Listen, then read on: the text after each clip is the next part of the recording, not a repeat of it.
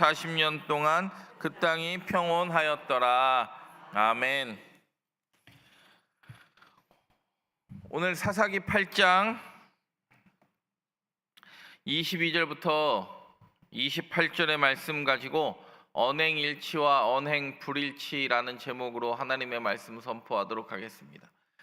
네, 지난 시간 내용 기억나십니까? 기드온이 하나님을 2번, 3번 이렇게 하는 거, 말렸다는 거, 호렙, 불일치. 언행일치의 대표적인 성경의 인물들이 있습니다. 예수님과 다니엘과 사도 바울과 룻이 있습니다. 뭐 설명하지 않아도 다 알 수 있는 내용들이라고 생각합니다. 언행불일치의 대표적일 때 예수님을 부인했던 베드로의 모습이 있었고, 자신의 전 재산을 바친다고 이야기했던 아나니아와 삽비라가 있었고, 왕 안 되겠다고 숨어들고 입술로는 겸손을 외치되 다윗 잡으러 다녔던 사울 왕이 있었고, 하나님의 음성을 들었으나 하나님의 음성을 거부했던 요나가 있었습니다. 뭐 그 외에도 너무나 많은 사람들이 있습니다. 제가 오늘 사사기 본문 중에 이 8장 본문을 참 재미있게 읽었어요. 저는 재미있게 읽었는데 여러분도 오늘 재미있게 읽기를 바랍니다. 그래서 오늘의 이야기를 딱 보면 언행일치와 언행불일치라는 게 떠올라서 제목을 그렇게 정해봤어요. 언행불일치의 끝판왕이 누군지 아세요? 기드온이에요. 기드온. 언행불일치의 진짜 성경에 언행불일치하면 딱 한 명 생각나는데 저는 기드온이에요. 오늘 본문에. 여러분, 사사기의 기자가 기드온을요 긍정적으로 묘사하는 거 아니에요. 오늘 어떤 이야기들을 펼쳐갈 것인지 한번 보도록 하겠습니다. 여러분, 지난 시간에 우리 복습을 하면 모래산에 진친 미아동 사람들이 있었다고 그랬죠. 미디안, 아말렉, 동방 사람이 있었고, 하롯셈에 그리고 그 위에 길보아 산에 진을 친 누가 있었습니까? 이스라엘 백성들이 있었습니다. 처음에 몇 명 모였습니까? 32,000명이 모였습니다. 그래서 두려워 떠는 자랑 무서워하는 자 다 가라 그랬더니 22,000명 집에 갔어요. 10,000명 남았습니다. 하롯셈에서 물 먹는 걸 기준으로 9,700명을 또 보내요. 그리고 우리가 아는 대로 300명이 칼 들지 않고 전쟁에 승리하는 이야기. 그래서 원래 기드온은요 혼자 못하니까 누구를 도와달라고 그래요? 므낫세 지파잖아요, 기드온이. 그래서 성경 보면 아셀과 납달리와 스불론 지파가 이 전쟁에 함께 했다 기록하고 있었습니다. 여러분, 이거 히브리어 여러분도 읽을 줄 알잖아요. 빨간색만 읽어보겠습니다. 시작. 호렙. 말려버렸다. 하나님 어떻게 말리기를 원하냐면, 하나님 호렙산에서 모세에게 나타나신 것처럼 누구에게도 나타나달라고, 자기에게도 나타나달라고 이야기하면서 여기서만 이 말린다라는 본문을 호렙이라는 명사를 썼다. 어디를 생각하면서? 호렙산을 생각하면서. 지난 시간 기억나시죠? 그래서 원래 오늘 읽지는 않았지만 8장의 이야기는 드디어 요단강을 다시 건너요. 누구 잡으러 간다고? 그렇죠. 미디안 사람 잡으러 가려고 숫곳과 분우엘을 거쳐서 갈골까지 이르는 게 오늘 읽지는 않았지만 8장 앞부분의 이야기예요. 그리고 그게 그 이야기가 이제 모였다가 숫곳, 분우엘 거쳐서 갈골 가고, 이건 이해가 되셨죠? 그러면 8장 1절을 한번 읽어보겠습니다. 시작. 기드온에게 이르되 내가 미디안과 싸우러 갈 때 우리를 부르지 아니하였으니 우리를 이같이 대접함은 어찌 됨이냐 하고 그와 크게 다투는지라. 전쟁 다 이기니까 이제 막판 쫓기 시작하니까요, 누가 또 나와요? 1절에 에브라임 사람. 여러분, 이때는 기드온이 웃으면서 넘어가지만 웃으면서 안 넘어가는 사람이 있는데 누군지 아세요? 그게 나중에 10장에 나오는 입다예요. 지금 기드온은 어차피 나도 300명 갖고 말도 안 되는 승리를 이뤘으니까 아이고 에브라임 사람들이 갑자기 전쟁 다 이겼는데 왜 쫓아와요? 뭐 먹으려고? 전쟁을 이겼으니까 전쟁에 전리품 같이 나눠 먹자고. 아니 여러분 생각을 해보세요. 기드온이 그렇게 불안에 떨었는데 12지파 다한테 전쟁에 참여해달라고 요청했을까요? 세 지파한테만 참여해달라고 요청했을까요? 다 보냈는데 응답한 사람이 몇 지파라고요? 세 지파예요. 그때를 안 와놓고 다 이겨놓으니까 뭐예요? 아 왜 나 그때 나는 오려고 마음을 먹었는데 내가 네 얘기 제대로 못 들어가지고 지금이라도 왔다고 지금 이렇게 이야기하면 쉽게 해서 귀싸대기라도 한 대 때려야 되는데 에브라임이 강해요, 약해요? 강해요. 전쟁에서 에브라임 지파가 처음부터 도와줘야 됐어요. 근데 에브라임 지파가 강함에도 불구하고 안 도와주다가 다 이기니까 전쟁의 전리품이 코앞에 보이기 시작하니까 아유 왜 나 안 불렀어? 그러니까 2절에 뭐라 그래요? 시작. 비교가 되겠느냐? 에브라임의 끝물 포도가 아비에셀의 만물 포도보다 낫지? 아니야. 여러분 여기서 잘 생각해 봐야 되는 게 원래는 우리가 생각하면 이렇게 돼야 돼. 에브라임이 지파잖아요. 에브라임의 끝물 포도보가 므낫세의 만물 포도보다 낫지 아니야 이렇게 나가야 되는 거 아니에요? 지금 제 말을 이해를 못하신 분들이 계신데 지금 기드온은 뭐라고 이야기하냐면 에브라임의 끝물이 당신들은 워낙 강력하고 힘이 있는 지파니까 당신의 끄트머리가 꼴찌가 우리 머리보다 낫다고 하는데 누구를 이야기해요? 자기 아버지의 가문을 이야기해요. 지파를 이야기하는 게 아니라. 네, 넘어가겠습니다. 그래가지고 이제 에브라임은 간신히 마음을 돌렸어요. 왜? 뭐라고 이야기했어요? 니네 꼴찌보다 우리 1등이 나으니까 한 번만 용서해 줄 수 있니? 그랬더니 마음이 풀어졌다고 해요. 근데 그게 3절 이야기인데 4절 보면 빨간색만 읽어보겠습니다. 빨간색만 읽으면 내용이 이해가 안 되니까 4절, 5절, 6절 한번 같이 읽겠습니다. 시작. 기드온과 그와 함께 앉아 300명이 요단강에 이르러 건너고 비록 피곤하나 추격하며 그가 숫곳 사람들에게 이르되 나를 따르는 백성이 피곤하니 청하건대 그들에게 떡덩이를 주라. 나는 미디안 왕들인 세바와 살문나의 뒤를 추격하고 있노라 하니 숫곳의 방백들이 이르되 세바와의 살문나의 손이 지금 내 손 안에 있다는 거냐? 어찌 우리가 내 군대에게 떡을 주겠느냐 하는지라. 아멘. 여러분 지금 전쟁은 어디서 이겼어요? 칼 안 들고 요단 서편에서 이겼어요. 근데 요단 어디로 넘어간다고 그래요? 이제 완전히 진멸하려고 요단강을 다시 건너서 동편까지 넘어간다고 그래요. 그 동편 가서 제일 처음 만난 곳이 어디냐면 숫곳이라는 곳이에요. 거기서 요단강 넘어가서 힘드니까 떡 좀 줄래? 그랬더니 줘요 안 줘요? 숫곳 사람들이. 여러분 숫곳이 어디예요? 갓지파에 소속된 사람들이에요. 12지파의 안에 있는 사람들이에요. 자기 이스라엘 동족들인데요. 갓지파의 숫곳 사람들이 안 줘요. 떡 왜 안 줘요? 야, 너 아직 제대로 이기지도 않았는데 이제 쫓아가면서 벌써 이겼다고 자만하냐? 그러니까 지금 갓지파의 숫곳 사람들도 믿어요, 못 믿어요?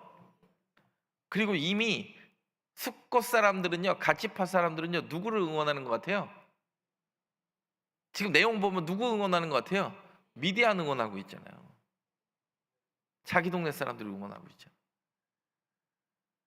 세바와 살문나 미디안 왕들이죠. 손이 지금 내 손 안에 있다는 거냐? 어찌 우리가 내 군대에 너한테 떡 주면 우리 오해받아. 여러분 보세요. 기드온이 지금 이 얘기예요. 요단강을 이스라엘 평야에서 전투한 것도 아니에요. 자기네들끼리 싸우고 남은 패장병 세바와 살문나 쫓아가서 드디어 어딜 넘어갑니까? 요단강 300명만 요단강 넘어가요. 야, 대단해. 여러분, 그거 대단한 건 뭔지 아세요? 자기네들끼리 전쟁하는데 300명이 한 명도 죽지 않았다고 지금 이야기하는 거예요. 오늘 성경이 다시 이야기해요. 다시 그 300명이 한 명도 다치거나 요단강을 건널 때 무리가 되지 않을 만큼 그 300명이 다시 누구를 쫓아가요? 숫곳과 브누엘, 우리가 아는 대로 갈골까지 가는데요. 보세요.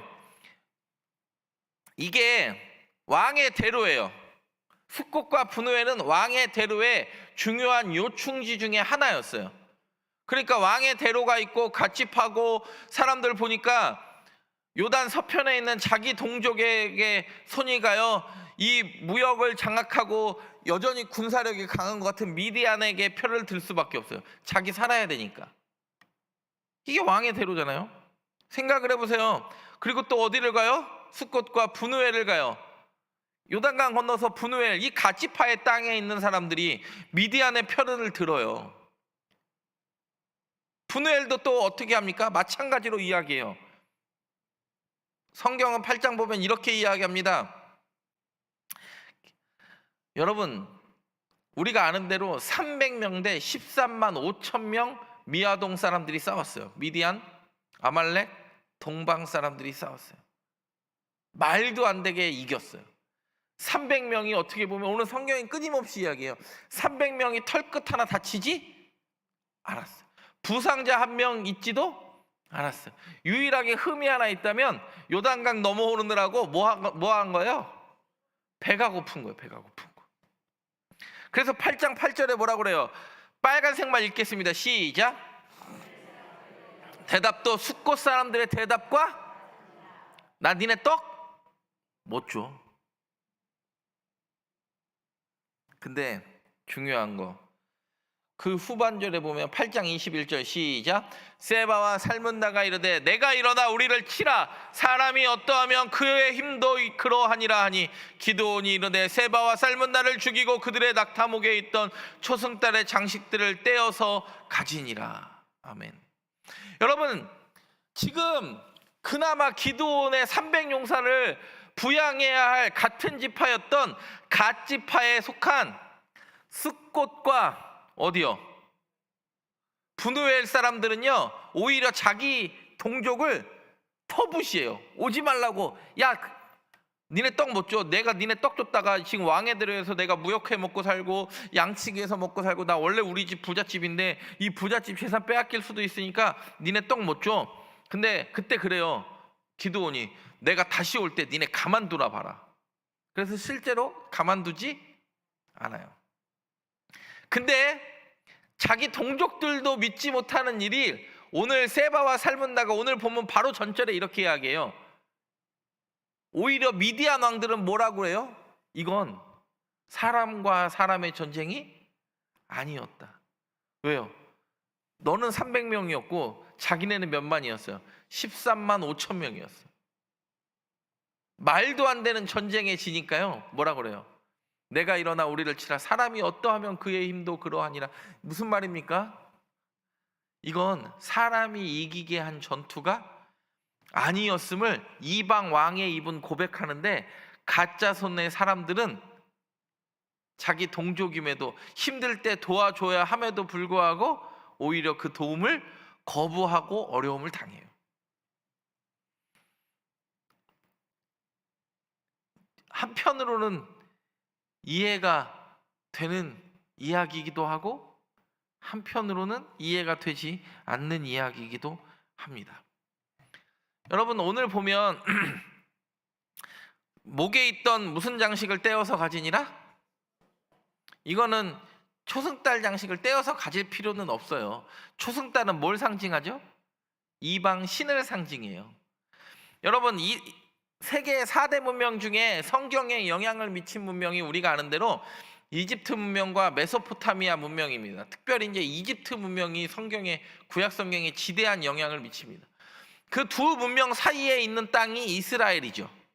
항상 그래서 두 문명이 팽창할 때마다 어디가 힘이 들어요? 항상 이스라엘이 중간에 껴서 이집트 팽창할 때는 여기서 두드려 맞고, 메소포타미아 팽창하면 아수르 바벨론한테 두드려 맞고, 항상 그런 거 아닙니까? 근데 여러분, 메소포타미아와 이집트 문명의 가장 큰 차이는 나중에 한번 설명을 할 건데, 메소포타미아 문명은 달을 섬겨요. 그래서 우리로 말하면 음력이에요. 음력. 달력도 음력이고 다 음력이야. 메소포타미아 문명은 그래요.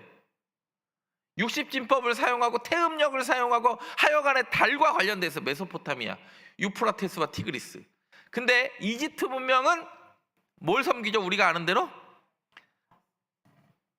뭘 섬겨요? 태양을 섬기죠. 태양, 라. 그래서 태양력을 따라가요. 그래서 이집트는 10진법이고 메소포타미아는 60진법이고 이집트는 태양력, 우리가 하는 태양력을 따르고 메소포타미아는 우리가 아는 음력을 따라요. 왜요? 달을 섬기니까. 왜 이야기를 하는가? 이 달 띄어가는 게요, 아무것도 아닌 것 같은데 여러분, 이 초승달 장식 띄어가는 게요, 기드온에게 두고두고 후회할 짓을 만들어요. 원래 이집트는 뭘 섬겨요? 이렇게 항상 신 위에 뭐가 있어요? 태양. 그래서 이집트 신전 같은 거 보시면 막 쇠동굴이 막 신 같은 게 왜 나오냐면, 이집트 사람들은 어떻게 생각하냐면 해가 매일매일 뜨는 게 어떤 신이 그 해를 매일매일 굴려서 날마다 움직인다고 해서 우리가 이제 쇠동굴이 막 이런 게 갑자기 신으로 나오는 게 그런 신관이 있기 때문에 그래요. 근데 우리가 아는 대로 메소포타미아는 뭘 섬겨요? 달. 그래서 메소포타미아의 신 모습에는 항상 뭐가 붙어 있어? 이렇게. 그렇죠. 이렇게. 보이세요, 이거? 네. 항상 초승달하고 연관이 돼 있어요. 달을 섬겨요. 그래가지고 지금도 그 메소포타미아에서 일어났던 무슬림들은요, 항상 모스크 위에다가 뭘 만들어놔요? 초승달. 모스크 보면 뭘 보면 모스크인 줄 알아요? 위에 초승달 달려 있으면. 왜요? 걔네들은 뭘 섬기는 나라니까. 달을 섬기는 민족이었으니까. 그러니까 여러분, 다 이긴 전쟁에서 낙타에 초승달 장식까지 띄어갈 필요 있어요? 그 화려해도? 근데 그 초승달 장식이 나중에 되면요, 그게 기드온의 발목을 확 잡아요. 우리도 그렇죠. 예전에 코로나 전에 사람들이 그래도 신앙생활 열심히 하다가 코로나를 한 3년 겪으니까 우르르 빠져나갔어요. 근데 코로나 지나면서 사람들이 뭘 경험을 했냐면 세상 밖이 더 재밌는 걸 경험했고, 가족들하고 캠핑 가고 리조트 가고 그 시간 내서 여행을 가는 게 너무 행복한 걸 코로나 때 경험했어요. 하나님이 인생의 가장 큰 행복임을 알면서도 그거 아니어도 나중에 언젠가는 믿을 수도 있고, 낙타에 원래 우리가 보면 아라비아 상인들이나 이런 사람들은 낙타에 화려한 장식을 하고 그 권위를 부여하는데, 그 낙타에 이렇게 매는 초승달 장식을 떼어갔다. 이게 나중에 엄청 큰 일이 됩니다. 그래서 오늘 본문 22절 첫 줄 보면 시작. 그때 이스라엘 사람, 그때는 무슨 때예요? 기드온이 미디안 세바와 살문나 죽이고 뭐 한 때? 초승달 장식을 떼어낸 그때에 이스라엘 사람들이 기드온에게 이르되 당신이 우리를 어디에서 구원하셨으니 당신과 당신의 아들과 당신의 손자가 우리를 모아소서 하는지라. 그래서 쉽게 얘기해서 뭐 해달라고 하는 거예요? 우리의 왕이 되어주세요 그래요. 근데 중요한 거, 오늘 성경 보세요. 지금 하나님이, 이스라엘 백성들도요, 하나님이 구원했다고 그래요? 기드온 당신이 구원했다고 그래요? 당신이 우리를 미디안의 손에서 구원했대요.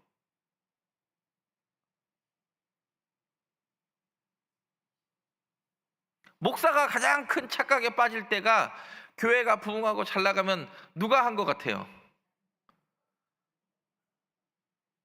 하나님이 하신 거죠. 근데 입술로는 하나님을 이야기하는데 행동을 보면 다 누가 한 것 같아? 자기가 한 것 같아. 근데 기드온의 그 행동, 이 초승달 떼는 행동을 통해서도 이것까지 이제 초승달을 뗐다는 건 뭐예요? 이방신은 더 이상 작동하지 않는다라고 이미 완전한 승리를 주신 건데, 오히려 그 행동을요 사람들은 뭘로 본 거예요? 기드온이 우리를 어디의 손에서 구원했다고요? 미디안의 손에서 구원했다고 보는 거예요. 사람들이 그렇게 고백해요. 당신이 우리를 미디안의 손에서 구원했다. 저도 이런 경우를 많이 봤어요. 교회가 개척해서 막 엄청 부흥하니까 아니라고 하나님이 하셨다고 하는데, 끊임없이 누가 했다고 이야기하는 것 같으면 내가 이만큼 한 거야, 내가 이만큼 한 거야 라고 이야기하는 것처럼 들릴 때가 많이 있어요. 참 그래도 감사한 건, 저는 그래도 개척 안 하고 성전교회 담임으로 온 게 감사합니다. 하나님이 교만하지 말라고 담임으로 보내신 줄 믿고. 보세요, 사사기 7장에 우리가 이제 전에서 기억은 안 나실지도 모르겠는데 7장 2절에요 하나님이 뭐라고 이야기했냐면, 시작. 여호와께서 기드온에게 이르시되, 이거 몇 명 불렀을 때 이야기하는 거예요. 32,000명 불렀을 때, 여러분 생각해보세요. 13만 5천하고 32,000도 32,000이 작은 거죠. 4분의 1도 안 되잖아요. 근데요, 내가 그들을 미디안의 손에 넘겨주지 아니하는 이는 이스라엘이 나를 거슬려 스스로 자랑하기를, 그렇죠. 32,000명 갖고 가도 13만 5천 이기면 내가 힘이 있어서 이겼다고 자랑할까봐 내가 32,000명에서 22,000명도 보내고 9,700명 보내고 말도 안 돼서 저기 칼도 들지 못하게 하고 무기도 없이 300명을 요단강도 건너게 했다. 지금 하나님이요, 내 손이 나를, 처음부터 얘기했어요. 내가 이거 다 보내는 이유는 내 손이 내가 했다고 착각하게 할까봐 힘 다 뺀 거야, 이렇게 이야기하세요. 근데 기드온한테도 그렇게 했고 모든 이스라엘 백성들한테도 그렇게 이야기했는데, 오늘 이스라엘 백성들이 오늘 본문 보면 뭐라고 이야기합니까? 당신이 우리를 어디의 손에서 구원했다고요? 미디안의 손에서 구원했다 그래요. 그러면 그때 기드온도요 정신 바짝 차려야 되는데요, 기드온이요 300명 데리고 시작할 때부터요 빨간색만 읽어보세요. 여호와와 기드온의 가리다. 100명씩 가도요 여호와와 기드온, 자기가 빠지질 않아요. 될성 부른 나무는 뭐부터 알아본다고요? 기드온은 떡잎이 글렀어. 여러분 생각을 해보세요. 지금 사사기의 기자가 기드온이요 엄청난 위인이라고 이야기하는 거 아니에요. 이거는 주일학교 때나 이야기하는 거예요. 기드온이 엄청난 위인한 거는, 여러분 하나님이 300명을 그거는 주일학교 때, 교회 학교 때나 그런 설교 듣는 거고, 여러분 이제 성인이잖아요. 기드온은요, 생각을 해보세요. 여러분들이 지금 3주 동안 배운 기드온을 생각해 보세요. 한 번도 선한 게 있습니까? 믿지 못해서 계속 하나님한테 증거 보여주세요, 증거 보여주세요. 하나님 호렙산에서 모세에게 나타난 것처럼 지금 나에게도 보여주세요. 자꾸 사람들이 가니까 하나님 이거 갖고는 어떻게 하려고 그럽니까? 아니야, 니네들이 혹시 네 손으로 이겼다고 착각할까 봐 내가 다 보낸 거야. 300명 가도요 자기 이름이 빠지지 않아요.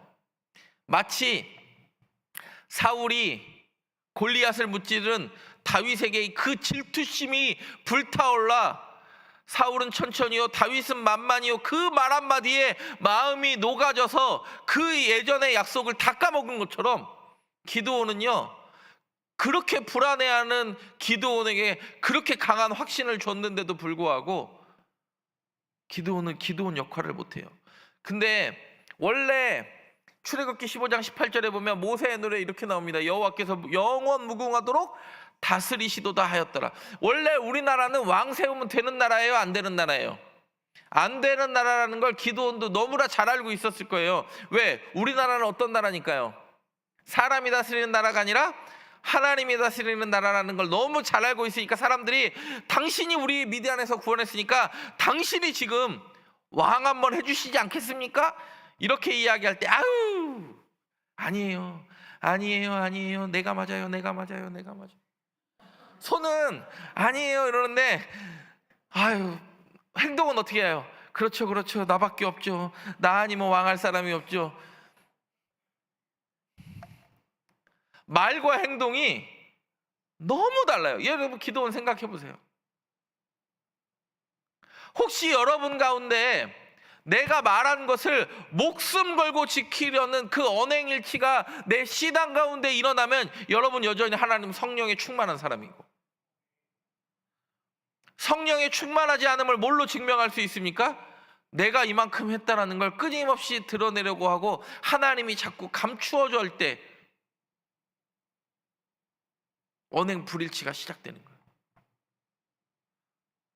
8장 20절에 보면 나의 아들도 너희를 다스리지 아니할 것이요 그랬는데, 원래 아들은요 20절에 한번 읽어보겠습니다. 시작.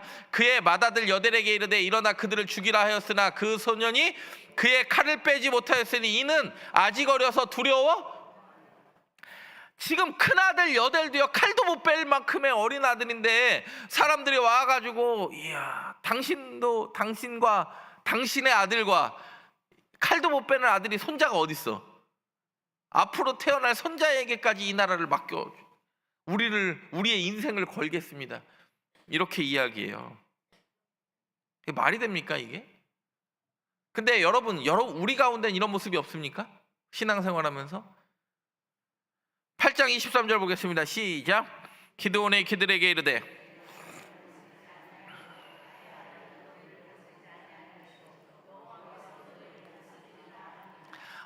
이게 진짜 사사기 8장 23절이요 신대원 암송구절이거든요. 일단 지금도 외워. 신대원 암송구절이에요 이게. 기드온이 그들에게 이르되 내가 너희를 다스리지 아니하겠고 나의 아들도 너희를 다스리지 아니할 것이요 여호와께서 너희를 다스리시리라 하니라. 말은 되게 멋져요. 이 말만 보면요 기드온만큼 겸손한 사람이 있어요 없어요? 출애굽기 15장 18절에 여호와께서만 영원 무궁히 다스리시리라, 모세가 그렇게 고백한 것처럼 나는 왕이 아니고 하나님이 다스리실 겁니다 이렇게 이야기하는 것 같지만 행동은 그렇지 나밖에 없구나 나밖에 없구나. 손은 졌는데 나밖에 없지, 몸은 자꾸 가요. 나 불렀니 나 불렀니 나 불렀니 이렇게.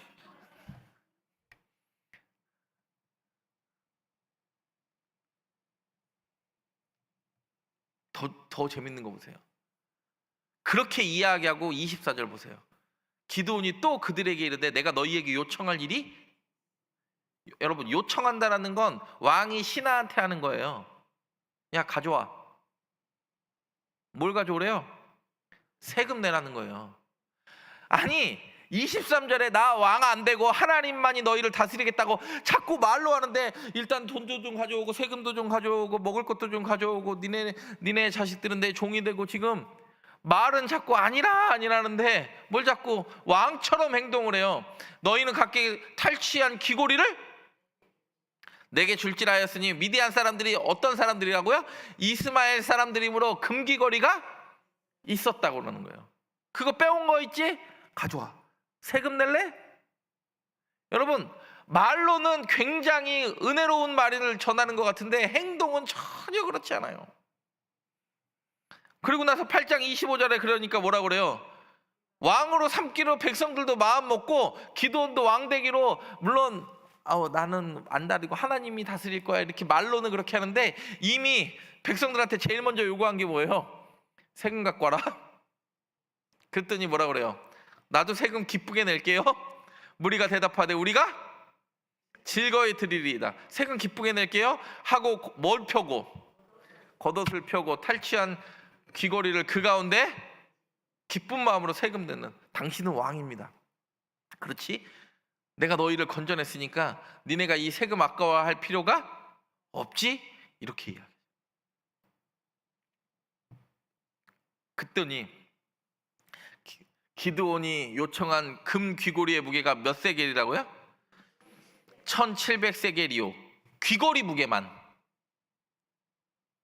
또 그 외에 아까 기드온이 처음 뗀 거 초승달 장식들과 폐물과 미디안 왕들이 입었던, 원래 왕 자색은, 이 보라색 옷은 왕만 입을 수 있죠.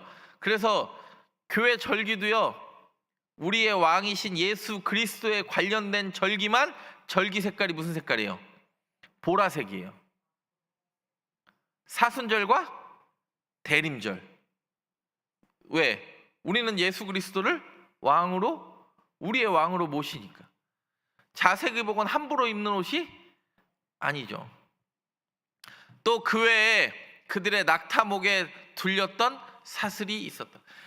귀걸이 무게만 1700세겔이고, 그때 13만 5천 명이 10명 중에 1명만 낙타 탔어도 그 낙타 안에서 떼어난 장식들과 폐물과 자색의복과 낙타목에 둘렀던 사슬이 있었더라. 여러분, 그래가지고 제가 세겔이 보통 1세겔을 11.3g이나 뭐 이렇게 약간 이렇게 시대마다 그냥 조금 많이 깎아가지고 10g으로만 계산했어요. 그래서 오늘 금 시세로, 지금 네이버에 찍어온 거예요. 제가 지금 오늘 금 시세, 2시간 전 금 시세로 지금 금귀걸이 가격만요 25억이에요. 기드온 한 사람으로 해서요, 백성들이요 자기의 탈취물의 일정 부분을 다 바쳐요.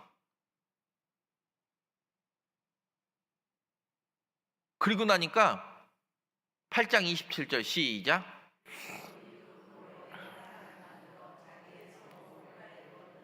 온 이스라엘이 그것을 음란하게 위함으로 그것이 기드온과 그의 집에 올무가 되니라. 기드온이 무슨 금으로? 그 금으로 이방 사람들 섬기고 이방 사람들의 표식이었던 이스마엘 사람들은 뭐 했다고 그래요? 귀걸이 했던 이스마엘 사람들의 표식이었던 그 금으로 뭘 만들어요? 갖고 와. 나는 왕 안 될 거야 이야기하는데 이미 왕이 됐어요. 자기의 성읍 오브라예요. 자기 지파의 성읍 오브라도 아니고요. 누구의 성읍 오브라? 자기가 왕으로 다스리는 성읍 오브라예요. 여러분 생각을 해보세요. 이때 당시 여러분 금 에봇은요 원래 금으로 만드는 게, 에봇은 원래 금으로 만드는 게 아니에요. 그리고 에봇은 누구와 누구만 입을 수 있어요? 왕과 대제사장만 입을 수 있어요. 왕과 대제사장만. 일반 제사장의 옷은 에봇이 없기 때문에 보통 흰 옷만 입게 돼요. 그렇죠? 이 대제사장의 특징은 뭐가 있죠? 유일하게 뭘 입을 수 있어요? 금 에봇을 입을 수 있어요. 그리고 거기에 12개 보석 박혀 있고, 이 견패에는 12지파 이름 써 있고, 여기에 우림과 둠밈 빛과 완전함이라는 거 돌 들어 있고, 그게 에봇 아닙니까? 유일하게 대제사장과 왕만 입을 수 있는 옷인데, 이미 기드온이요 뭘로 만들었대요? 에봇을? 금으로 만들었대요. 그리고 자기의 성읍 오브라에 뒀대요. 여러분 원래 오리지널 에봇은 어디에 있습니까? 지금 실로라는 원래 회막이 있던 곳에 대제사장만 입을 수 있는 게 에봇이었는데, 이미 그거는 에브라임 지파에 있으니까 므낫세 지파인 자기의 성읍 오브라에 뭘 만드는 거예요? 금 에봇을 만들어서 이미 내가 왕이다라는 걸 선포하는 거예요. 음란하게 섬긴다잖아요. 여기서 음란하게 섬긴다라는 건 우상 숭배하듯이 이 금 에봇을 받들고 살았다 이렇게 이야기하는 거 아닙니까? 원래 에봇은 언제 입었어요? 다윗도 언제 입었는지 아세요? 에봇을 배로 만들어 가지고 입어가지고 법궤 들어올 때, 베레스 후사 사건 일어나고 가드 사람 오베데돔의 집에서 3개월 복을 주신 걸 보고 법궤가 입성할 때 배에봇을 입고 회개하며 기뻐 춤출 때가 다윗의 에봇 입었을 때예요.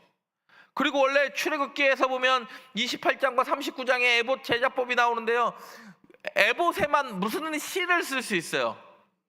금실을 쓸 수 있어요.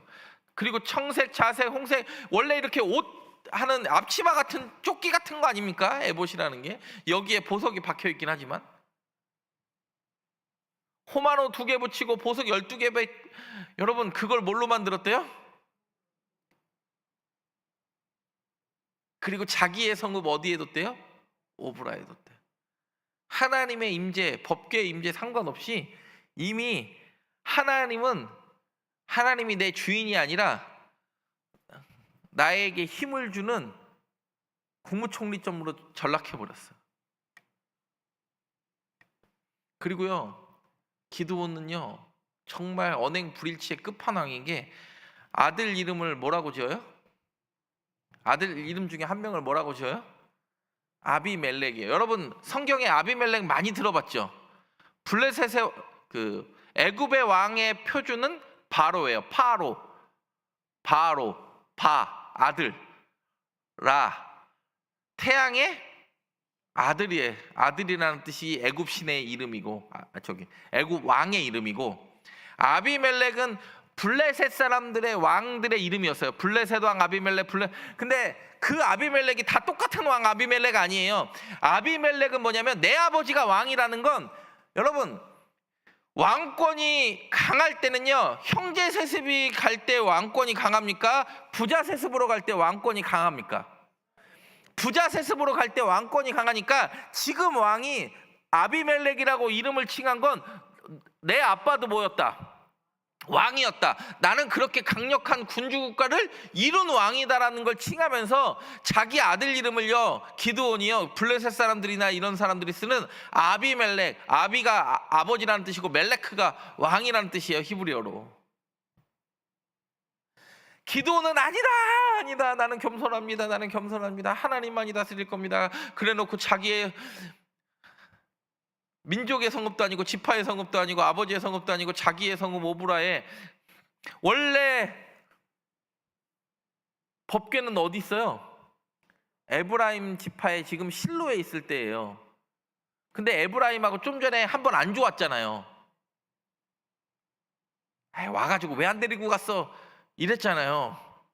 그러니까 므낫세 지파의 누가? 오브라라는, 진짜 원래 지도에도 잘 오브라가 어딘지도 명확하지 않은 그 작은 성읍에 금 에봇을 만들어서 이제부터는 여기가 수도야 라고 이야기하는 게 기드온이에요. 그리고 자기 아들 이름은 아비멜렉이라고 그러면 누가 왕이라는 뜻이에요? 자기가 왕이라는 뜻 아니에요.